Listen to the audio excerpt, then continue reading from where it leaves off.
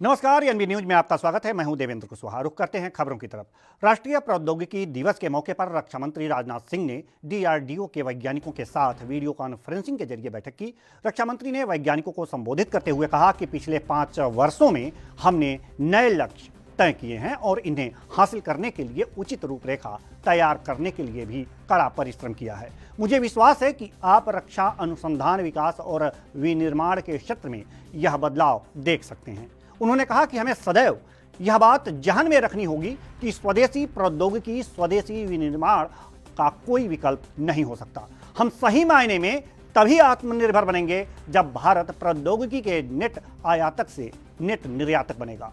वर्ष 1998 में पोखरण में सफल परमाणु परीक्षण की उपलब्धि को याद करने के लिए हर वर्ष 11 मई को राष्ट्रीय प्रौद्योगिकी दिवस मनाया जाता है। रक्षा मंत्री ने कहा कि यह दिन हमारे वैज्ञानिकों के ज्ञान, प्रतिभा और दृढ़ता को समर्पित है। आज नेशनल टेक्नोलॉजी डे के अवसर पर एक टेक्नोलॉजी के माध्यम से ही डीआरडीओ के वैज्ञानिक साथियों को संबोधित करते हुए मुझे बेहद खुशी हो रही है।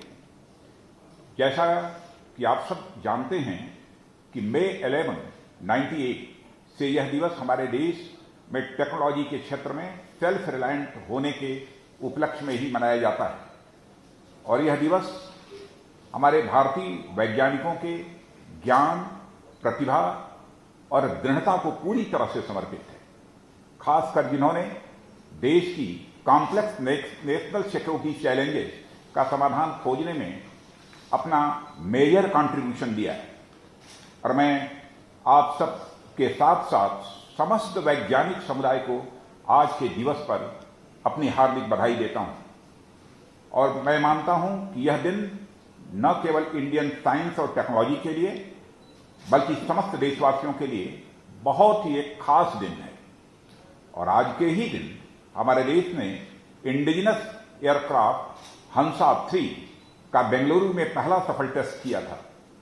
मुझे स्मरण है कि आज से 22 साल पहले का वह दिन जब पोखरण की दहलती जमीन यानी बिल्कुल ग्राउंड शिवरिंग ने दुनिया को यह एहसास करा दिया था कि भारत ने न्यूक्लियर टेक्नोलॉजी के क्षेत्र में अब अपना कदम आगे बढ़ा दिया है।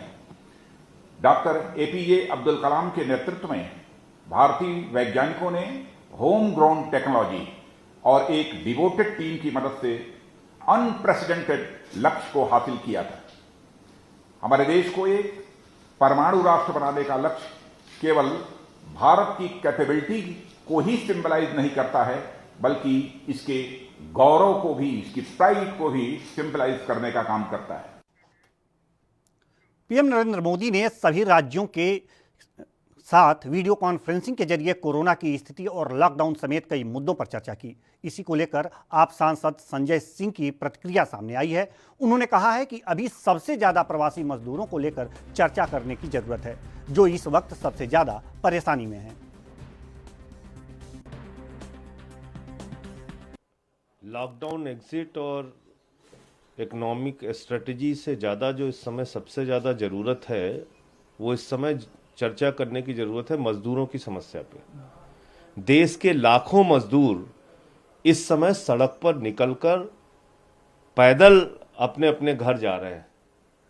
कहीं रेल की पटरी पे चल रहे हैं, कहीं हाईवे पे चल रहे हैं, उनका एक्सीडेंट हो रहा है, उनकी जान जा रही है। 42 से ज़्यादा लोगों की जान हाईवे पे चलते हुए, जो सरकारी आंकड़े आए उसके हिसाब से बता रहा हूं, जा चुकी है। उन मजदूरों का क्या भविष्य है, उनको कैसे उनके घर पहुंचाया जाएगा, इसके बारे में सबसे ज्यादा चिंता करने की और उसकी योजना बनाने की तात्कालिक जरूरत है। सबसे ज्यादा महत्वपूर्ण बात यह है कि आप उन मजदूरों का शोषण कब बंद करेंगे। आप मुझे जरा बताइए, रेल कहता है हम 85% किराया अपनी ओर से दे रहे हैं, 15% किराया राज्य सरकार दे रही है, तो 650 रुपए का टिकट अहमदाबाद से अमेठी का जनरल टिकट कैसे लिया जा रहा है। वो तो टिकट लोग अपनी यात्री टिकट दिखा रहे हैं ना। अगर 85% रेलवे दे रहा है तो क्या 15% किराया होता है जनरल टिकट का, सामान्य टिकट का 15% का किराया ₹650 होता है अहमदाबाद से अमेठी या रायबरेली का, या दूसरे जो अन्य जिले हैं जहां पे लोग जा रहे हैं। तो सबसे ज्यादा जरूरत इस वक्त है कि मजदूरों के लिए एक योजना बना के। देश भर में जारी लॉकडाउन के बीच रेल मंत्रालय ने फिलहाल 15 स्पेशल ट्रेनें चलाने का फैसला किया है। इसी को लेकर बीजेपी नेता शाहनवाज हुसैन की प्रतिक्रिया सामने आई है। क्या कहा है उन्होंने, सुनते हैं। पहले रेल मंत्री पीयूष गोयल जी ने किया है, सरकार को बधाई देते हैं, क्योंकि 300 जोड़िया से ज्यादा ट्रेन वो चलाने जा रहे हैं और जिसमें कई स्टेशन पे वो ट्रेन रुकेगी भी। मजदूर भी जो रुकना चाहेंगे वो रुकेंगे, जो जाना चाहेंगे वो जाएंगे, लेकिन इसमें पूरा ध्यान रखा जाएगा, सबकी जांच करके उसमें बैठाया जाएगा और कोरोना वायरस के खतरे को ध्यान में रखते हुए भी इस बात का इंतजाम होगा कि जो जहां जाना चाहते हैं उस डेस्टिनेशन पे पहुंच जाए। देखिए, रेलवे का एक बड़ा फैसला, बहुत अच्छा फैसला है कि श्रमिक के लिए तो वो ट्रेन चला ही रहे हैं, लेकिन ऐसे लोगों के लिए भी ट्रेन चला रहे हैं जो कहीं रुक गए हैं और उन ट्रेन में वो जा सकते हैं और कई स्टेशन पे वो रुकेगी ट्रेन। और साथ में इस बात का भी, सोशल डिस्टेंसिंग का भी ध्यान रख के, खासकर सैनिटाइज करके ट्रेन चल रही है और साथ में जो लोग उसमें चढ़ेंगे उनके लिए भी जो जांच होती है वो जांच करने के बाद उसमें उनको बैठाया जाएगा। तो एक तरफ जान है और जहान भी है। कांग्रेस ने वीडियो कॉन्फ्रेंसिंग के जरिए प्रेस कॉन्फ्रेंस की और प्रवासी मजदूरों को लेकर बीजेपी शासित राज्य सरकारों पर निशाना साधा और कहा कि ये सरकारें मजदूरों की कोई मदद नहीं कर रही हैं। आज इस प्रेस वार्ता में मैं आपसे ये कहना चाहता हूं और आपके सामने डेमोन्स्ट्रेट करना चाहता हूं कि मैं जिन श्रमिकों की बात करता हूं, जिन्हें फायदा देना चाहिए, जिनकी सबसे ज्यादा चिंता करनी चाहिए, उन श्रमिकों के साथ जो व्यवहार भाजपा की 3 सरकारों, स्टेट गवर्नमेंट ने किया है और वही पैटर्न सारे देश में भाजपा की भी सरकारें वहां करेंगे, वो है जैसे गिरते हुए को संभालो नहीं, गिरते हुए को लात लगा दो, इस तरह का व्यवहार। ये सरकारें हैं उत्तर प्रदेश की सरकार, ये सरकार है मध्य प्रदेश की सरकार और ये सरकार है गुजरात की सरकार।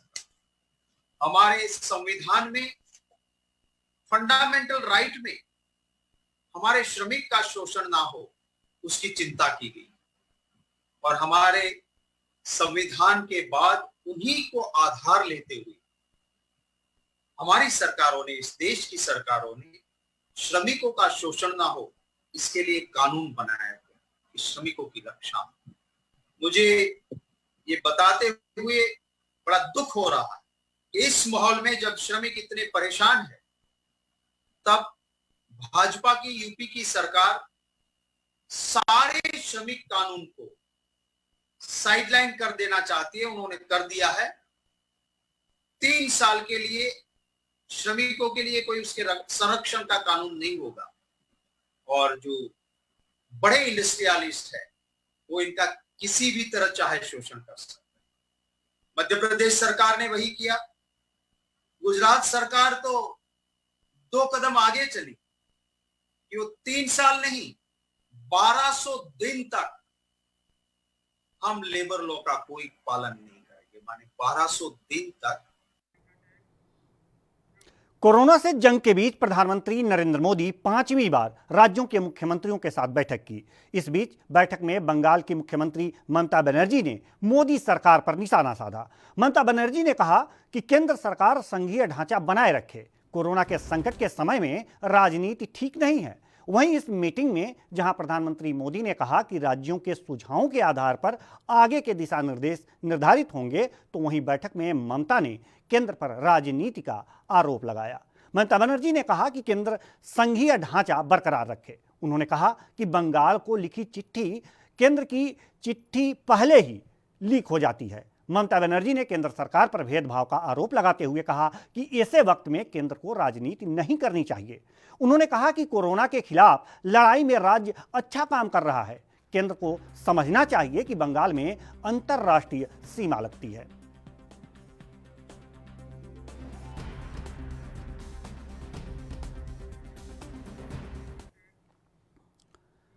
लोक जनशक्ति पार्टी के राष्ट्रीय अध्यक्ष चिराग पासवान ने बिहार के सीएम नीतीश कुमार को पत्र लिखकर सरकार की जिम्मेदारियों का एहसास दिलाया। चिराग ने न सिर्फ खामियां गिनाई बल्कि उन्हें दूर करने के लिए गुहार भी लगाई। चिराग पासवान ने कहा कि बाहर फंसे लोगों को जल्द से जल्द वापस लाया जाए और अन्य प्रदेशों के मुख्यमंत्रियों से बात कर बिहार के निवासियों के रहने और खाने पीने की सुविधा का इंतजाम बिहार सरकार करे। सीएम नीतीश कुमार को लिखे पत्र में चिराग ने बताया कि दूसरे राज्यों में फंसे लोगों की स्थिति बेहद दर्दनाक है। बिना साधन के लोग पैदल आने पर मजबूर हैं, जिससे उनकी जांच भी नहीं हो पा रही है, जो एक और बड़ा खतरा है। आदरणीय नीतीश कुमार जी को पत्र के माध्यम से जानकारी दी। संभवतः उनके पास ये जानकारी पहले से भी होगी, क्योंकि हम लोग भी निरंतर जितने भी प्रवासी मजदूर हैं जो दूसरे प्रदेशों में रह रहे हैं, उनकी समस्या निरंतर हम लोग के संज्ञान में आ रही है। और मेरी समझ के परे है कि अगर बिहार सरकार नहीं है, हमारे माननीय मुख्यमंत्री नहीं, तो उनकी समस्या का समाधान करने के लिए और कौन सक्षम है।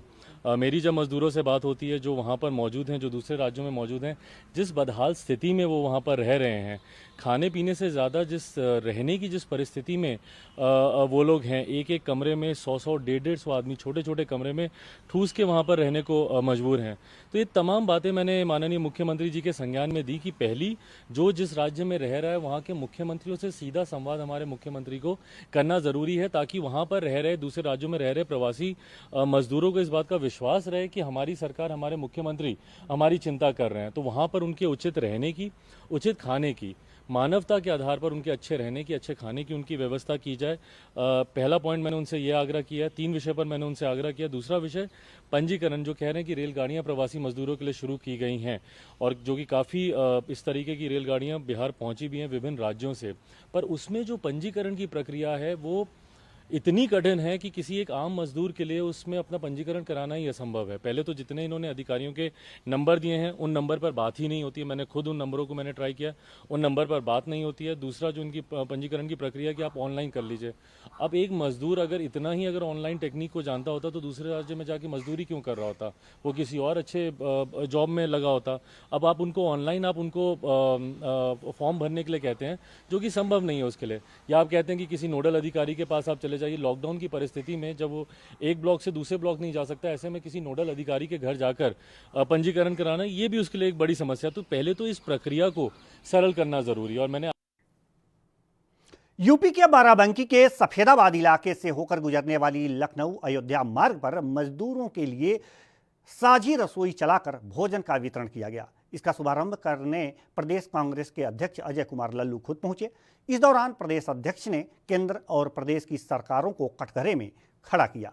प्रदेश अध्यक्ष ने कहा कि सरकार ने ट्रेनों को चलाने की जो सहमति दी है वो श्रीमती सोनिया गांधी के दबाव के कारण दी है। इस दौरान प्रदेश अध्यक्ष ने पीएम केयर्स फंड को जनता के सामने सार्वजनिक करने की मांग भी की।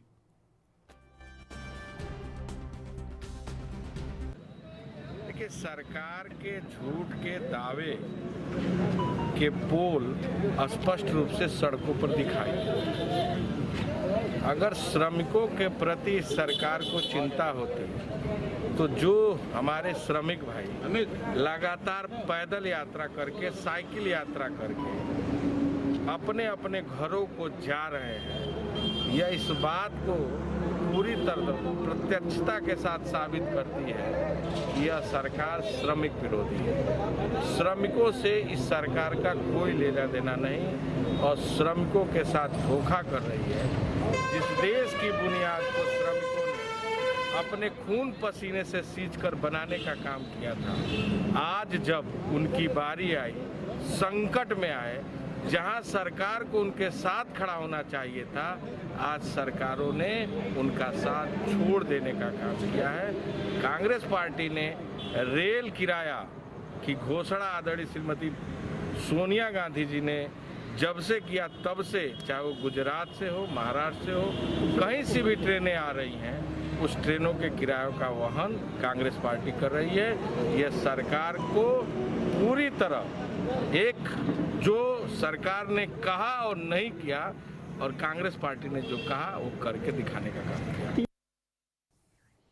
देश की आर्थिक राजधानी मुंबई के सायन अस्पताल के बाद अब केईएम अस्पताल से एक हैरान करने वाला वीडियो सामने आया है। इस वीडियो में कोविड-19 मरीजों के बगल में बिस्तरों पर प्लास्टिक में लिपटे कई सौ पड़े हुए दिखाई दे रहे हैं। इतना ही नहीं, कोरोना वायरस से संक्रमित मरीजों का 100 के बीच ही इलाज भी चल रहा है, जबकि कुछ मरीज जमीन पर भी बैठे हैं। हालांकि अभी अस्पताल प्रशासन की ओर से इस मामले में कुछ नहीं कहा गया। इससे पहले मुंबई के ही सायन अस्पताल से भी ऐसा ही वीडियो सामने आया था, जहां शव इलाज करा रहे मरीजों के साथ रखे हुए थे।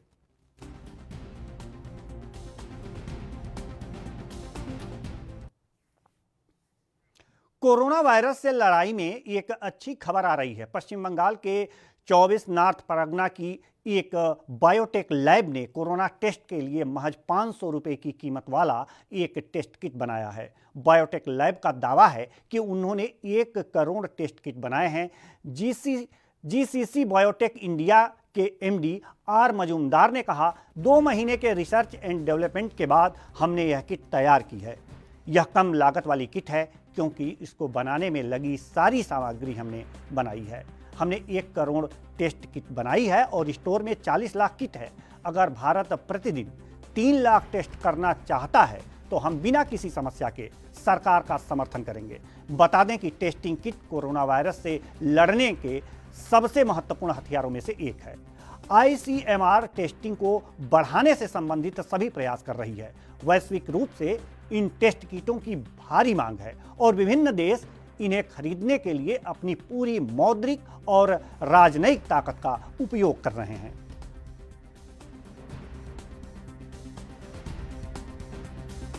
Kit, and this is totally indigenous kit. We are making this kit containing the 3 parts. One is WHO CDC approved probe. Another one is reagent master mix. Is contained 2-3 proteins, and then it's viral RNA solutions.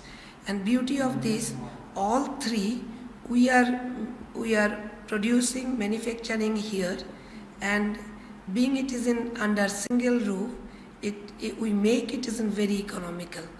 Target is, in a coronavirus treatment, main treatment is doing test, and if it is a very costly, it is very tough to do the test in all over the world. If any country is infected with corona, who will going to infect with corona? Such a scenario, our target was how we will reduce our price here, and we reduced it. We make it in only 500 rupees per test per human beings. Condition is if we'll need more quantity, then we can come down with a much lower price. पश्चिम बंगाल के हुगली जिले के भदेश्वर थाना अंतर्गत तेलीपाड़ा इलाके में lockdown उल्लंघन का विरोध करना एक पक्ष के लिए भारी पड़ गया। विरोध करने पर 2 गुटों में अचानक जमकर संघर्ष हुआ। इस खूनी संघर्ष में तकरीबन 10 से 12 लोगों के घायल होने की खबर मिली है। पूरा इलाका रणक्षेत्र में तब्दील हो गया। आरोप है कि इस दौरान बंद पड़ी दुकानों में जमकर लूटपाट की गई। तोड़फोड़, आगजनी की हिंसा की घटना को भी अंजाम दिया गया। इस हिंसा की वजह से मची भगदड़ में एक वृद्धा की भी हृदय गति रुकने से मौत हो गई। स्थिति को नियंत्रण में लेने के लिए चंदन नगर पुलिस आयुक्त दलबल के साथ मौके पर पहुंचे। पुलिस को बिगड़ती स्थिति को नियंत्रण में लेने के लिए रैफ उतारनी पड़ी।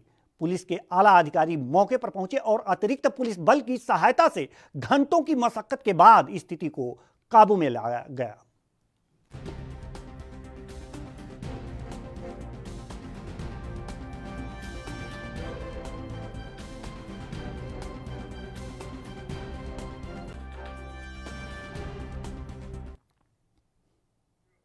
एक तरफ कोरोना संकट से जूझ रहा है, वहीं पूरा उत्तर पूर्वी राज्य असम में एक नई मुसीबत सामने आई है। यहां अफ्रीकी स्वाइन फ्लू का संक्रमण तेजी से फैल रहा है, जिसके चलते पिछले कुछ दिनों में 13,000 से अधिक सूअरों की मौत हो गई है। इससे पशुपालन में लगे सैकड़ों लोगों की आजीविका प्रभावित हुई है। वहीं आबादी वाले इलाके में सूअर प्रवेश न कर पाएं, इसके लिए नहर खोदी गई है। पशुपालन एवं पशु चिकित्सा विभाग के एक प्रवक्ता ने कहा है कि यह संक्रमण तेजी से फैल रहा है और असम में 9 जिलों में सूअरों की मौत होने की जानकारी मिली है। अफ्रीकन स्वाइन फ्लू की वजह से पिछले कुछ दिनों में कुल 13,013 सूअरों की मौत हुई है। एएसएफ असम में सबसे पहले इस वर्ष फरवरी में सामने आया।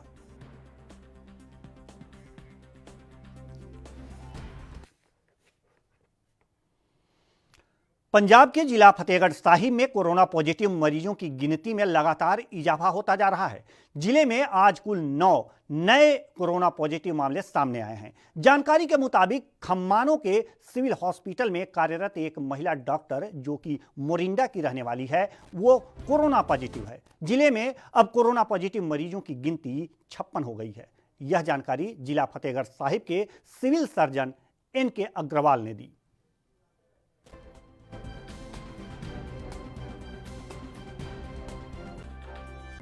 ਜ਼ਿਲ੍ਹਾ ਫਤਿਹਗੜ੍ਹ ਦੇ ਵਿੱਚ ਕੱਲ 2 ਬੈਚਾਂ 'ਚ ਰਿਪੋਰਟ ਆਈ ਹੈ। ਇੱਕ 6 ਤਰੀਕ ਵਾਲੇ ਮਰੀਜ਼ਾਂ ਦੀ ਜਿਹਦੇ 'ਚੋਂ 8 ਪੋਜ਼ਿਟਿਵ ਆਏ ਸੀਗੇ, ਇੱਕ 7 ਤਰੀਕ ਦੇ ਮਰੀਜ਼ਾਂ ਦੇ ਜਿਹਦੇ 'ਚੋਂ 12 ਪੋਜ਼ਿਟਿਵ ਆਏ ਸੀਗੇ। ਕਿੱਥੋਂ ਨੇ ਮਿਲੇ ਇਹ ਜੀ ਖਮਾਣੋ ਦੇ ਹੈਗੇ ਆ।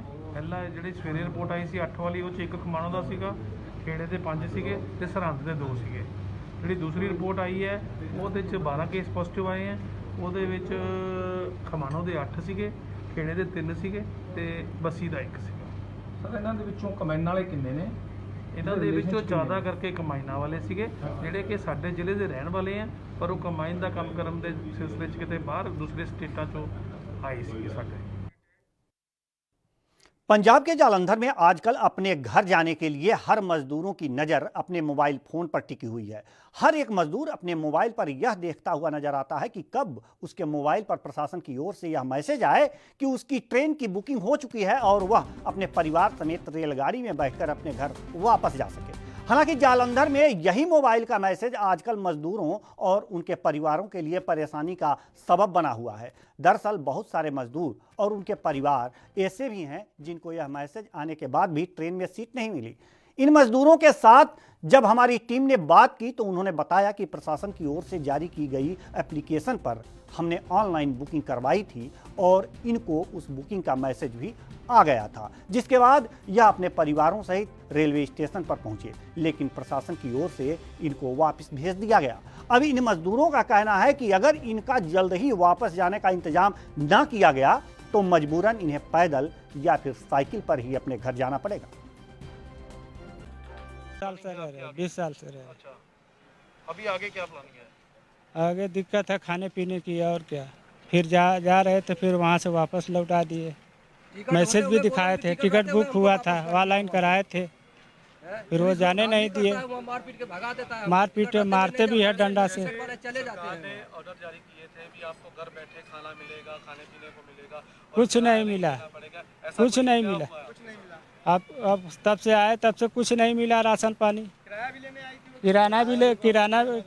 लेने आई थी, फिर आने वाली है। हाँ, फिर आने वाली है। 2 महीना हो गया, किराया भी नहीं दिए अभी सर। सरकार ने बोला है कि जो मैसेज आएगा जिसको घर जाने के लिए ट्रेन का जी, वो वहाँ जाके जा सकता है जी। मैसेज उसी को भेजेंगे जिसने जाना है जी। आपको मैसेज आया, फिर आप क्यों नहीं जा पाए? हम लोग गए थे, हम लोग खड़े थे बगैर मैसेज वाले, वहाँ घूस दे के चले गए।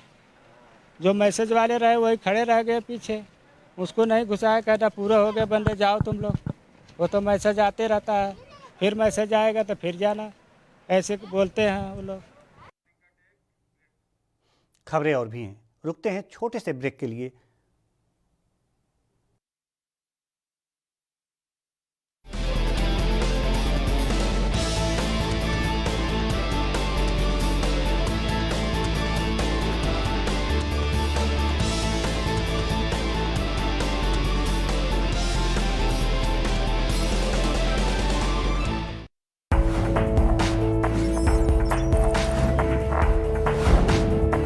कम ब्रेक और ज्यादा खबरों के साथ देखिए ANP news in channel number पर।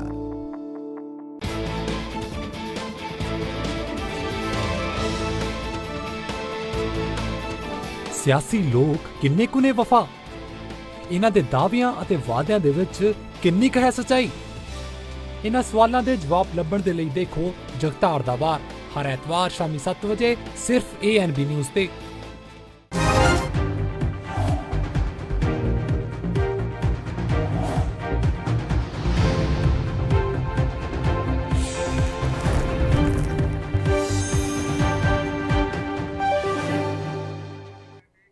ब्रेक के बाद स्वागत है आपका। बढ़ते हैं अगली खबर की ओर।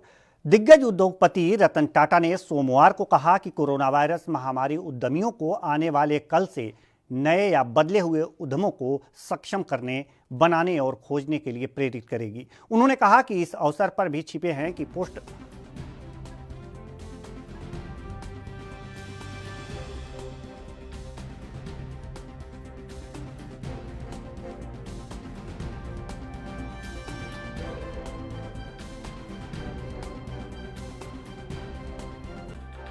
तो रतन टाटा को यह उम्मीद है कि कोरोना संकट में अवसर छिपे हुए हैं इंडस्ट्री के लिए, और यह इंडस्ट्री को एक उम्मीद है, एक अवसर है इस तरह से कुछ आगे बढ़ने के लिए जो जल्द ही सामने आने वाली है। एक सकारात्मक सोच है रतन टाटा की, जो इस संकट के दौर में भी छिपे अवसर को देख रहे हैं।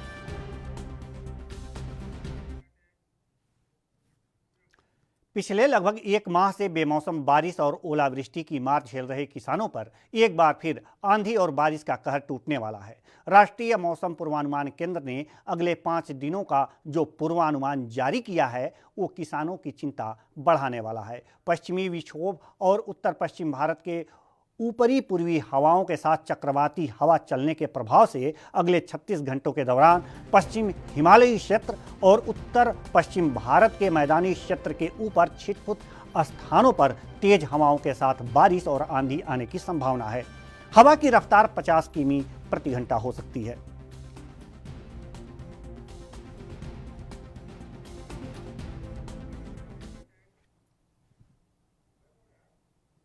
छत्तीसगढ़ के बलौदाबाजार जिले के सरसीमा में आज कोरोना योद्धाओं का सम्मान किया गया।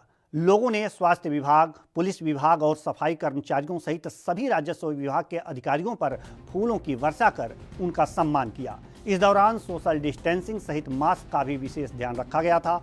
बता दें कि इन योद्धाओं के ऊपर ड्रोन की मदद से फूलों की वर्षा की गई। साथ ही साथ सड़क के दोनों तरफ खड़े लोगों ने भी फूलों से स्वागत करते हुए इनका सम्मान किया।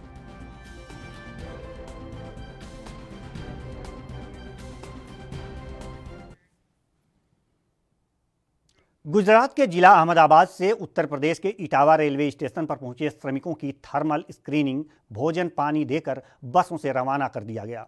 उससे पहले सुरक्षा व्यवस्था को देखते हुए स्टेशन परिसर पर पुलिस की चाक चौबंद व्यवस्था की गई। 1200 से अधिक प्रवासी मजदूरों को स्पेशल ट्रेन के जरिए अहमदाबाद से आज इटावा लाया गया है। स्पेशल ट्रेन अहमदाबाद से इटावा स्टेशन आ पहुंची है, जहां 1200 से अधिक प्रवासी मजदूरों को इटावा स्टेशन से उनके गंतव्य तक के लिए रोडवे बसों से पहुंचाया जाएगा। इटावा जिला प्रशासन द्वारा इस पूरी ट्रेन के आने के बाद पूरी तरीके से स्टेशन परिसर को सैनिटाइज किया गया है। वहीं जिला प्रशासन द्वारा पूरे इंतजाम किए गए हैं कि किसी को कोई भी परेशानी नहीं हो। यहाँ पर रोडवेज बसों का इंतजाम किया गया है। वहीं प्रवासी मजदूरों के लिए खाने पीने की पूरी व्यवस्था की गई है। स्टेशन परिसर के बाहर पूरी मेडिकल टीम लगाई गई है और हर ब्लॉक के लिए एक काउंटर, एक डेस्क बनाई गई है, जहाँ पर जो उस ब्लॉक के लिए उस तहसील के जो लोग होंगे वहाँ संपर्क करेंगे और उनका पूरा मेडिकल परीक्षण किया जाएगा, उनकी डिटेल ली जाएगी। आपको अपने कैमरामैन से बोलेंगे पूरी तस्वीरें दिखाएं। पीछे रोडवे बसें लगी हुई हैं, प्रवासी मजदूर हैं, यहाँ इटावा स्टेशन पर आ पहुँचे हैं और इटावा स्टेशन पर इनका मेडिकल परीक्षण और थर्मल स्क्रीनिंग कराने के बाद इनको इनके गंतव्य तक पहुँचाने के लिए रोडवे बसों द्वारा पहुँचाया जा रहा है। इनके लिए खाने पीने की पूरी व्यवस्था की गई है। Sanat Tiwari, ANB news, Etawah. उत्तर प्रदेश में मथुरा की महावन तहसील के अंतर्गत आने वाले कोल्ड स्टोरों पर फंसे 79 मजदूरों को बसों से बिहार के लिए रवाना कर दिया गया। महावन तहसील के उपजिलाधिकारी IAS जग प्रवेश ने बताया कि ये सभी मजदूर बलदेव में कोल्ड स्टोर पर काम कर रहे थे। मजदूरों का परीक्षण कराकर बिहार की सीमा तक पहुंचाया जाएगा। दाऊजी वाला है, उसमें 79 मजदूर थे, वो भी बिहार के रहने वाले थे। उन सभी को भी सकुशल कल रात करीब 10 बजे यहाँ से रवाना कर दिया गया है और वो लोग सकुशल अपने गृह जनपदों में तक पहुँच चुके होंगे या फिर पहुँचने वाले होंगे। वहाँ के लोकल अथॉरिटी को सभी को इस बारे में सूचित कर दिया गया है ताकि वो लोग अपने वहाँ पर उचित क्वारंटाइन की व्यवस्था या फिर होम क्वारंटाइन की व्यवस्था कर सकें। अपने क्षेत्र से सभी मजदूर जा चुके हैं या फिर कुछ अभी बाकी? जी, जैसे कि मैं पिछले 2 दिनों में जम्मू के भी रहने वाले कुछ मजदूरों को वापस उनके जम्मू भिजवा दिए गए हैं और हम इसी प्रक्रिया में है कि बाकी प्रदेशों के और हमारे इस प्रदेश के भी जो मजदूर हमारे यहाँ विशेषकर महावन तहसील में लोग फंसे हुए हैं, हम उन सभी के जाने की व्यवस्था कर रहे हैं। और जिन लोगों के पास सरकारी वाहन की सुविधा जिनके लिए उपलब्ध नहीं हो रही है, हम प्राइवेट गाड़ियों के माध्यम से उनको भिजवा रहे हैं। उत्तर प्रदेश के गोरखपुर में मनरेगा के तहत विकास कार्य तेजी से शुरू किए गए। लॉकडाउन के दौरान बाहर से आने वाले मजदूरों का पंजीकरण कराकर उन्हें गांव में ही काम दिया जा रहा है, जिससे गांव में विकास कार्यों के साथ आर्थिक तंगी झेल रहे श्रमिकों को रोजगार मिला है और काम मिलने के बाद मजदूर बहुत खुश हैं।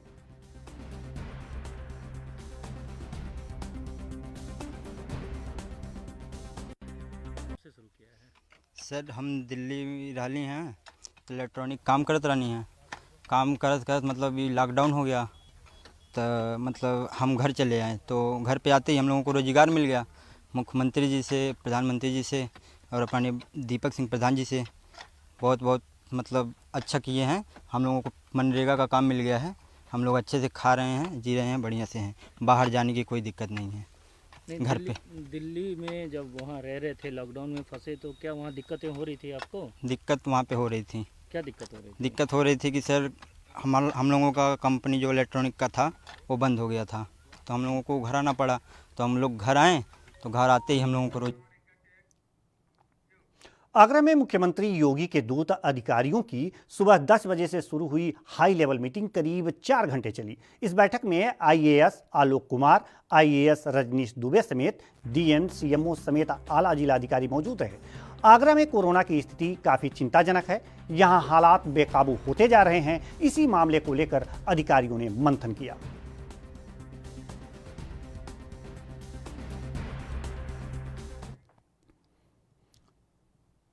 कोरोना वायरस को लेकर देशव्यापी लॉकडाउन जारी है। कोरोना वायरस के बढ़ते मामले को देखते हुए दिल्ली गाजियाबाद बॉर्डर सील है। सोमवार को यहां गुजरने वाली वाहनों की सख्ती से चेकिंग की गई। पुलिस कर्मियों ने जरूरी सेवाओं से जुड़े वाहनों को ही आने जाने की अनुमति दी। इससे पहले चालकों का आईडी कार्ड और पास भी चेक किया गया।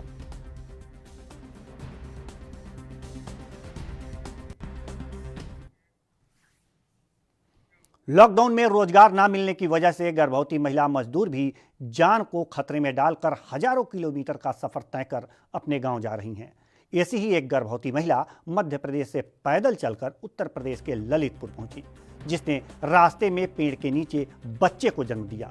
दरअसल कुछ दिन पहले मध्य प्रदेश से मजदूरों का एक गुट पैदल उत्तर प्रदेश में अपने गृह जनपद जाने के लिए निकला था, जिसमें राजा बेटी नाम की एक 9 महीने की गर्भवती महिला भी शामिल थी। इस दौरान बाला बेहट गांव में राजा बेटी को अचानक दर्द शुरू हो गया, जिसके बाद उसे पेड़ के नीचे बैठाया गया। उसकी चीख सुनकर आसपास की औरतें इकट्ठी हो गईं और उन्होंने महिला की डिलीवरी कराई।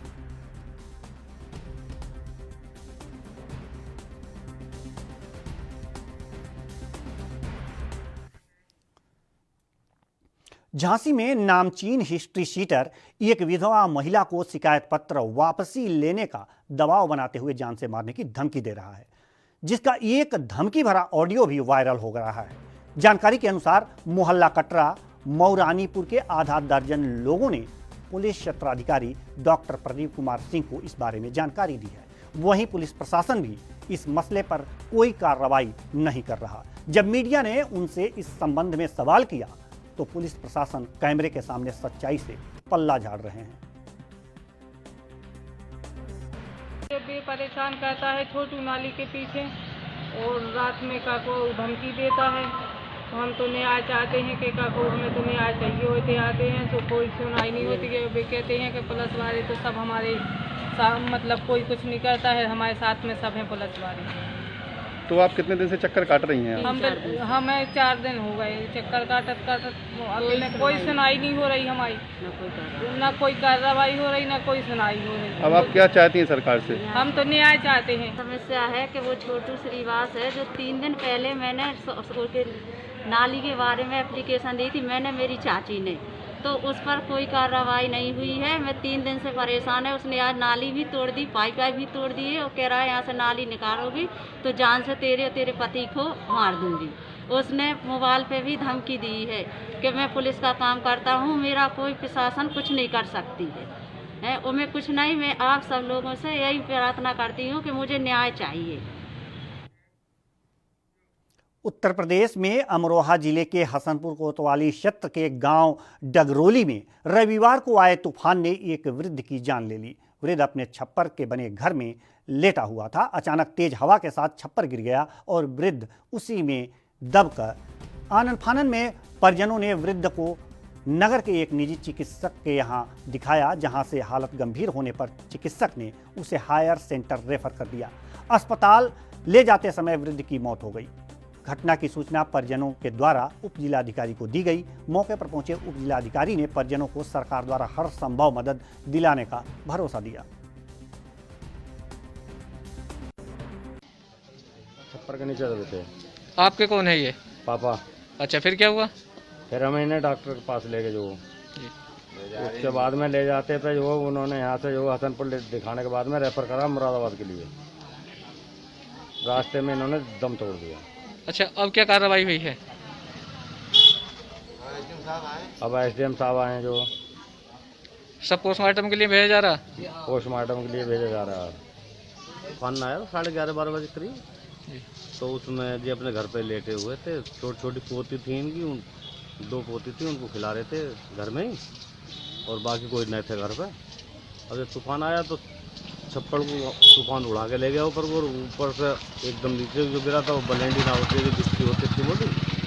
अब उसके वो जो यहाँ सर पे माथे पर लग गई उनके दिमाग पर। अब जब से बेहोश हो गए। फिर 3-4-5 घंटे सांस चलावे थे। 3-4 हॉस्पिटलों में प्राइवेटों में दिखाई भी, पर लेकिन कोई कामयाब नहीं। उन्होंने जो MI के लिए मुरादाबाद के लिए लिख दिया कि MI कराओ और इलाज भी वहीं हो जाएगा आपका। जब ले जा रहे तो जो के पास में इनकी मृत्यु होगी, फिर वापस ले आए। आज क्या हुआ? आज सुबह अब उसके बाद में सुबह लेखपाल जी को फ़ोन करा मैंने, भैया ऐसे ऐसे बात हो गई है। लेखपाल जी ने रजिस्ट्रार साहब को फ़ोन करा, रजिस्ट्रार साहब का फ़ोन मुझ पर भी आया था, और एसडीएम साहब को सूचना दी उन्होंने। एसडीएम यूपी के मुरादाबाद जनपद में ईंट भट्ठों पर काम शुरू होने से मजदूरों को काफ़ी राहत मिली है। ईंट भट्ठे पर कार्यरत एक मजदूर ने बताया कि काम शुरू होने से वह बहुत खुश है। अब उन्हें रोजी रोटी मिलने लगी है। लॉकडाउन होने के कारण पहले बहुत दिक्कत हो रही थी, लेकिन फिर से काम शुरू होने से मजदूरों को काफ़ी राहत मिली है।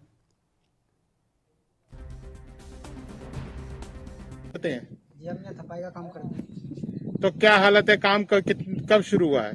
काम तो काफी टाइम में अब जाके शुरू हुआ है। तो कितनी दिक्कत हो रही थी पहले, और अब? पहले तो बहुत दिक्कत थी, अब जरा आराम है। तो अब घर जाने की नहीं सोच रहे? घर जाने की अब मतलब पहले सोचते थे, अब नहीं सोच रहे हैं। काम चालू हो गया तो काम ही कराते। तो इतने दिन कैसे रहे फिर? इतने दिन तो बहुत परेशानी में रहे हम। आप काम खर्चे पानी से परेशान थे। आज काम खुला है तो कैसी उम्मीद आपको लग रही है? अब तो उम्मीद सही है, मतलब कि काम चालू हो गया हमारा, रोजी रोटी मिलने लगी सही। तो अब कितनी मजदूरी आपको मिलती है यहाँ पे? मजदूरी तो हमारा 1000 का हिसाब है। 1000 में 425 रुपये मिलते हैं। तो कितने परिवार आप यहाँ पे ये काम करते हैं? रहती है 15-12-13 परिवार। तो रहते भी यही हैं? यही रहते हैं। अच्छा, तो अपने घर जाने के लिए नहीं सोचा आपने यहाँ से? अब तो मतलब हमने ये सोचा 1 महीना काम रह गया निपटा के यहाँ, जब काम चालू हो गया तो। हरियाणा के रेवाड़ी में लॉकडाउन में प्रवासियों को किराया और बिजली बिल न देने पर मकान मालिक ने बिजली कनेक्शन काट दिया और शौचालय पर तालाबंदी कर उन्हें मकान से निकाल जाने की धमकी दी। इतना ही नहीं, प्रवासियों का आरोप है कि 5 माह के बच्चे के लिए रखे चंद रुपये को भी उसने छीन लिया, जिसके बाद प्रवासियों ने समाजसेवी एडवोकेट कैलाश चंद से संपर्क किया और कैलाश चंद की मदद से पुलिस को शिकायत की गई। पुलिस मौके पर पहुंची और दोनों पक्षों की समस्याएं सुनी। वहीं कैलाश चंद्र ने बताया कि अब प्रवासियों के बिजली कनेक्शन फिर से जुड़वा दिए हैं और मकान मालिक को लिखित में पत्र लिखवाया है कि जब तक लॉकडाउन चलेगा वो किराया नहीं मांगेगी और न ही परेशान करेगी। क्या दिए जो दूध वाले पैसा रख रखा था बच्चे के लिए, वो पैसे ना बिजली बिल बोला कमरे के लिए माफ है, बिजली बिल के पैसा तुम लोग को लगेगा, देना पड़ेगा, नहीं तो लाट के काट दिया जाएगा। अच्छा। बिजली बिल ले गया है 800 रुपये, 10 रुपये यूनिट लेता है। 10 रुपये गाँव अब फंसा में कैसे जाऊंगी, परेशानी हो रही है। परेशानी है, बच्चे रास्ते में दूध मिलेगा, खाने के लिए मिलेगा। कितने साल के बच्चे? ये 3 साल के, ये 5वां महीना चल रहा है। शिकायत इसलिए दी है जी, मेरे लाइट कट गया है, मैं जब से लॉकडाउन लगा हुआ तब से काम हम करते नहीं है जी, और काम नहीं करते हैं, उसके बाद पैसे के लिए तंग करता है, पैसे मेरे से मांगा, पैसे था नहीं, मेरे कनेक्शन काट दिया, मेरे बच्चे छोटा छोटा है, ऐसे तो जब से लॉकडाउन लगा है तब से मांग चांग के खा रहे हैं, क्या करें बताओ। कभी खाना आता है तो खाते हैं, नहीं मिलता है नहीं खाते हैं, पैसे के लिए तंग करता है, पैसे नहीं देने के कारण मेरा कनेक्शन काट दिया, बच्चे से बाहर निकल के खड़े हैं रोड पे बिहार का। अब काम तो अभी नहीं लग रहा है जी, नहीं लग रहा। ये सब किराया दे दिया जी, जिसको जिसको था वो दे दिया, मेरे पास था नहीं जी, मैं तो मजदूरी पर नहीं जाते हैं, एक इसको से हाँ उससे भी धमका के पैसा लिया गया है, उसका भी बच्चे का दूध के। मैंने आश्वासन दिया है कि जल्द ही आपकी कार्रवाई के लिए न्यायालय का भी दरवाजा खटखटाया जाएगा कि भाई इस प्रकार मजदूरों को परेशान न किया जाए। अभी तो दोनों पार्टियों को थाने में बुलाया गया था और वहाँ जो झुग्गियों का मालिक है, प्लाट का मालिक है, उसने लिख के दे दिया कि अभी मैं लॉकडाउन के दौरान अभी किराया नहीं मांगूंगा, उसके बाद में ही किराया बस। महाराष्ट्र में अमरावती से मुंबई मजदूरी करने गए एक परिवार लौटकर अपने गांव आया। इसके चलते कोरोना से बचने के लिए परिवार ने खुद को आइसोलेशन वार्ड में क्वारंटीन किया था, जहां के पुलिस पटेल रंजीत गजबे आइसोलेशन वार्ड में शराब पी, इसके बाद महिला के साथ अभद्र भाषा का प्रयोग किया। उसके इस करतूत को देखकर महिला ने बाकी लोगों को बुलाया और पंचायत कर्मचारी और आशा सेविकाओं को घटना की जानकारी दी। वहीं आशा वर्कर और ग्राम पंचायत के कर्मचारियों ने पटेल रंजीत के खिलाफ मामला दर्ज करवाया।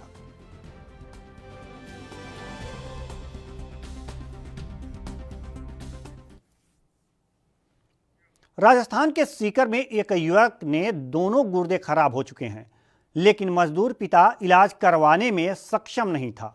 इसके बाद उन्होंने मीडिया से इस बात की अपील की और इंसानियत के नाते ताकि उनकी मदद हो सके, एएनबी न्यूज़ ने इस खबर को प्रमुखता से दिखाया, जिसके बाद मदद करने वाले लोग सामने आए और महज 6 दिनों में ही 5 लाख रुपए परिवार को मिल गए। बांसनी के रहने वाले मजदूर पिता को अब उम्मीद है कि उसके 24 वर्षीय बेटे योगेश का इलाज हो पाएगा। साथ ही मजदूर रतन लाल ने एएनबी चैनल के साथ सर्व समाज के सहयोग करने वाले ज्ञात और अज्ञात लोगों का आभार भी व्यक्त किया है। मेरे पास फिलहाल अभी 5 लाख रुपए आ चुके हैं और पत्रकार मीडिया कर्मी इनका मैं बहुत धन्यवाद देना चाहता हूं। इन्होंने बहुत ये बीड़ा उठाया, इनके लिए मैं बहुत आभारी हूं और जन सहयोग भी पूरा मिल रहा है मेरे को। अब मैं हॉस्पिटल महात्मा गांधी के बारे में सोचा तो वहाँ डॉक्टर से बात हुई थी, उन्होंने कहा कि आपका यहाँ भी हो सकता है, तो मैंने कहा ठीक है भाई वहाँ करवा लेंगे और तो क्या।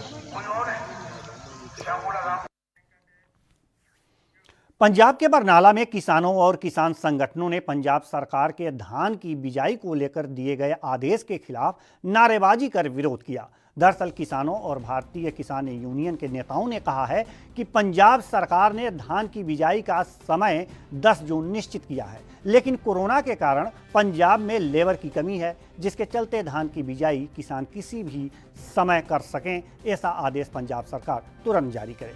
वहीं उन्होंने धान की फसल की सीधी बिजाई के मामले पर पंजाब सरकार से धान का रेट 7,000 रुपये प्रति क्विंटल करने की मांग भी की।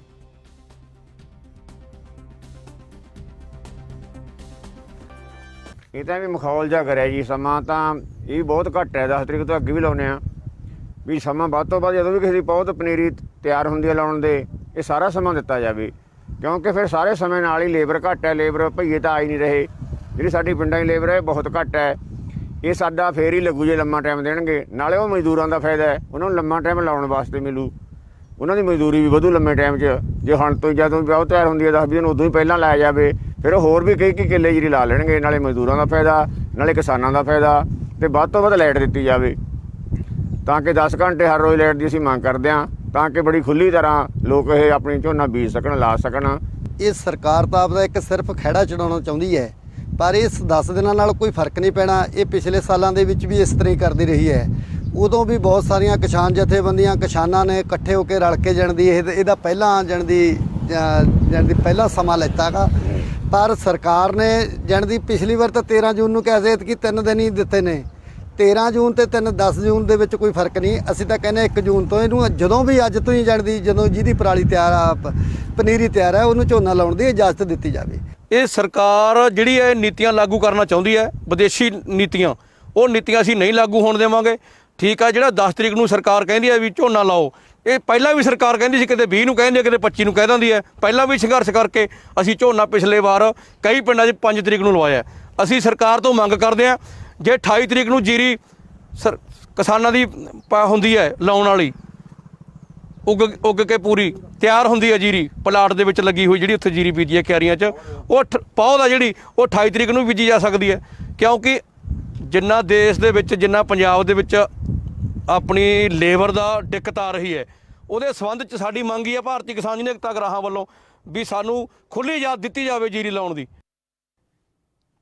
हरियाणा के पिहोवा में गुरु ग्रंथ साहिब की बेअदबी का मामला सामने आया है, जिसके बाद सिख संगत में काफ़ी रोष है। इसी को लेकर हरियाणा के खेल मंत्री संदीप सिंह गोविंदनगर पहुंचे और संगत से मुलाकात की। इसके बाद मंत्री संदीप ने कहा कि एसआईटी इस मामले की जांच करेगी और जो भी दोषी होगा उसे सख्त से सख्त सजा दी जाएगी। ਅੱਜ ਇੱਥੇ ਡੇਰੇ ਤੇ ਮਿਸਤਰੀ ਫਾਰਮ ਦੇ ਡੇਰੇ ਤੇ ਮੈਂ ਆਇਆ ਤੇ ਬੜੀ ਇੱਕ ਦੁਖਦ ਖਬਰ ਹੈ ਜੀ, ਜਿਹੜੀ ਮਹਾਰਾਜ ਦੇ ਅੰਗ ਨਾਲ ਕਿਸੇ ਨੇ ਬੇਅਦਬੀ ਕੀਤੀ ਆ। ਹਰਿਆਣਾ ਪੁਲਿਸ ਦੇ ਜਿਹੜੇ ਸਾਡੇ ਐਸਪੀ ਅਧਿਕਾਰੀ ਨੇ ਉਹਨਾਂ ਨਾਲ ਸਵੇਰੇ ਵਾਰਤਾਲਾਪ ਕਰਕੇ ਮੈਂ ਐਸਆਈਟੀ ਟੀਮ ਬਣਵਾਈ ਹੈ ਜੀ, ਸਪੈਸ਼ਲ ਇਨਵੈਸਟੀਗੇਸ਼ਨ ਟੀਮ, ਜਿਹੜੀ ਇਸ ਚੀਜ਼ ਨੂੰ ਕਾਰਵਾਈ ਕਰੇਗੀ ਤੇ ਜਿਹੜਾ ਵੀ ਇਹਦਾ ਦੋਸ਼ੀ ਹੋਏਗਾ ਉਚਿਤ ਤੋਂ ਉਚਿਤ ਤੇ ਸਖਤ ਤੋਂ ਸਖਤ ਉਹਦੀ ਦੰਡ ਲੱਗੇਗਾ, ਉਹਨੂੰ ਉਹਦੀ ਜਿਹੜੀ ਸਜ਼ਾ ਮਿਲੇਗੀ। ਮੈਂ ਪੂਰੇ ਇੱਥੋਂ ਦੇ ਡੇਰੇ ਵਾਸੀਆਂ ਨੂੰ ਤੇ ਪੂਰੇ ਆਪਣੇ ਹਲਕੇ ਵਾਸੀਆਂ ਨੂੰ ਮੈਂ ਇਹ ਅਪੀਲ ਕਰਾਂਗਾ ਕਿ ਇਸ ਚੀਜ਼ ਦਾ ਜਿਹੜਾ ਬਹੁਤ ਰੋਸ਼ ਆ ਤੇ ਅਸੀਂ ਸਾਰੇ ਪ੍ਰਸ਼ਾਸਨ ਨਾਲ ਰਲ ਕੇ ਇਸ ਦੋਸ਼ੀ ਤੱਕ ਪਹੁੰਚੀਏ, ਜਿਹਦੇ ਨਾਲ ਕਿ ਜਿਹੜਾ ਦੋਸ਼ੀ। यूपी के वाराणसी में सब्जी विक्रेताओं ने सरकार के खिलाफ उत्पीड़न पर लामबंद होकर उग्र प्रदर्शन किया। दरअसल वाराणसी के लालपुर चौकी में लमही मंडी की सब्जी विक्रेताओं ने अपने व्यवसाय को लेकर सरकार के खिलाफ उत्पीड़न करने का आरोप लगाया और सब्जी विक्रेताओं ने वाराणसी आजमगढ़ रोड पर सब्जी फेंक कर प्रशासन और सरकार के खिलाफ नारेबाजी की। वहीं हालात बिगड़ते देख मौके पर चौकी प्रभारी राहुल रंजन सीओ समेत आला अधिकारी मौके पर पहुंचे।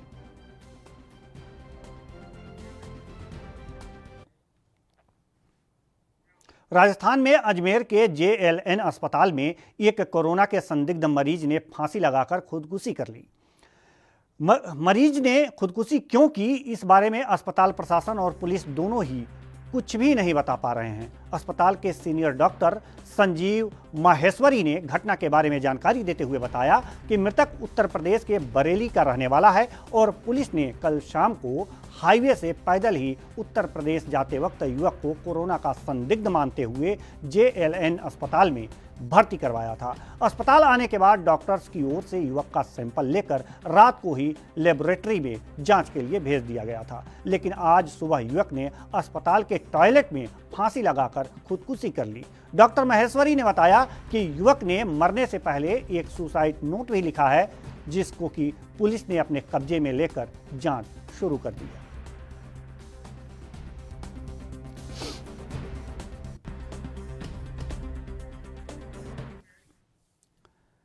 राजस्थान के अलवर में वार्ड नंबर 25 स्थित पुलिस लाइन परेड ग्राउंड के समीप स्थानीय लोग पिछले करीब 2 महीने से पानी की समस्या को लेकर परेशान हैं। पानी की समस्या को लेकर इन घरों के लोग 5 से 6 बार जलदाय विभाग के चक्कर लगा चुके हैं, लेकिन जलदाय विभाग की लापरवाही के चलते अभी तक पानी की समस्या का कोई समाधान नहीं हुआ। क्षेत्र के महिला पुरुषों ने बताया कि उनके करीब 40 से 50 घरों में पानी बिल्कुल भी नहीं आ रहा, जिसके चलते सभी लोग परेशान हैं। स्वयं के पैसों से पानी के टैंकर मंगाकर उन्हें काम करना चलाना पड़ रहा है। उनके क्षेत्र में एक पानी की बोरिंग सूख गई है, जिससे यह समस्या और भी गंभीर हो गई है।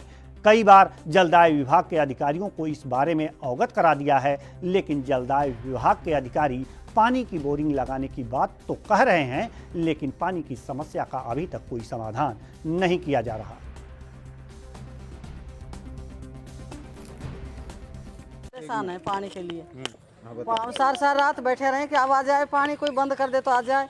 अब पानी की बड़ी समस्या है। 1.5-2 महीना हो गए, पानी नहीं आता, बिल्कुल नहीं आता। विभाग गए थे वाटर वर्क, ये जाते हैं आदमी, मैं और तो कहाँ जाऊँ, सब जाते हैं यहाँ से। कितनी बार गए हैं वहाँ पर, कितनी बार शिकायत की है? भाई जाते ही रहते हैं 5 बार। कल भी हम तो पार्षद के पास गए, पार्षद ने कहा कि भी लगवा देंगे, अभी तक तो कोई समस्या आया नहीं। कैसे काम चलाते हो फिर पानी का? टैंकर डलाते हैं या आसपास से किसी के दूर से, जैसे किसी के नल उधर से आता है वहाँ जाते हैं लाने के लिए। अच्छा, कोई समस्या नहीं, हल नहीं हुई अभी तक। अब अगर हरियाणा में फरीदाबाद के बल्लभगढ़ स्थित गुड़गांव कैनाल में तैरकर आए एक विशाल अजगर को देखकर वहां से गुजरने वाले लोगों के होश उड़ गए। वहां लोगों की भीड़ जुट गई। अजगर को देखने के लिए लोग सोशल डिस्टेंसिंग भी भूल गए। मौके पर पहुंची पुलिस ने लोगों को तितर बितर कर वन विभाग को सूचना दी। एएसआई बलवीर सिंह ने बताया कि गुरुग्राम कैनाल से बहकर यह अजगर यहां पहुंचा है, जिसे काबू में करने के लिए उन्होंने वन विभाग को सूचना दे दी है। यहां लोगों की भारी भीड़ जमा हो गई थी, जिसे पुलिस की ओर से भगा दिया गया। क्या देखा आपने? मौके पर हमने देखा ही है, जो गुड़गांव कैनाल नहर है, इसमें एक अजगर जो है कम से कम 1.5 मीटर का होगा और ये बहता हुआ जा रहा था। अब ये साइड में पड़ा है, आपने भी देखा है इसको। और मौके पर आगे है, वन विभाग को टेलीफोन कर दिया, उन विभाग वाले आएंगे और वो इसका ले जाएंगे। सर देखा गया सोशल डिस्टेंसिंग का भी उल्लंघन किया गया, लोगों ने भीड़ लगाई हुई थी। हाँ, इसको इनको जो है धमका दिया, भीड़ इकट्ठी हो गई थी, वजह जो है लॉकडाउन का वो कराया था। ये अब अपने घर चले गए हैं। हरियाणा के करनाल में नकली और मिलावटखोरी के आरोप से नामी कंपनियां भी अछूती नहीं रही। देश ही नहीं, विश्व की नामी कंपनी अमूल पर भी मिलावट का साया मंडराने लगा है। दूध उत्पाद बनाने वाली इस कंपनी के घी में मिलावट की शिकायत के चलते खाद्य विभाग ने बड़ी कार्रवाई करते हुए करनाल में अमूल की रिटेल विक्रेता की दुकान से घी के सैंपल लेकर जांच के लिए प्रयोगशाला में भेज दिए। विभाग की इस कार्रवाई से कंपनी के उत्पादों पर सवालिया निशान लग गया है। हालांकि अमूल विक्रेता का कहना है कि उनके पास सभी सामान के बिल मौजूद हैं और कंपनी के अधिकृत डिस्ट्रीब्यूटर से ही उनका सामान आता है। उपभोक्ताओं को सामान का बिल न दिए जाने के सवाल का वे कोई संतोषजनक जवाब नहीं दे पाए। उन्होंने कहा कि जो ग्राहक बिल मांगता है उसे बिल दे दिया जाता है। इनके पास मुझे यहाँ से अमूल की घी की कंप्लेंट आई थी, जिसके वजह में मैंने अमूल का घी का सैंपल लिया है, जिसको मैं टेस्टिंग के लिए लेबोरेटरी में भेज रहा हूँ। और जैसी रिपोर्ट आएगी एज पर FSS एक्ट उसमें कार्रवाई हमारी लैब में जाता है, फूड लैब में, और 10-15 दिन में रिपोर्ट आ जाती है। जो FSS एक्ट के अनुसार होगा, 3 तरह से होते हैं। तो स्टैंडर्ड भी हो सकता है, मिस ब्रांड हो सकता है, अनसेफ हो सकता है। जिस तरह से वो रिपोर्ट आएगी उस हिसाब से। तो इस बुलेटिन में बस इतना ही। हमें दीजिए इजाजत। नमस्कार।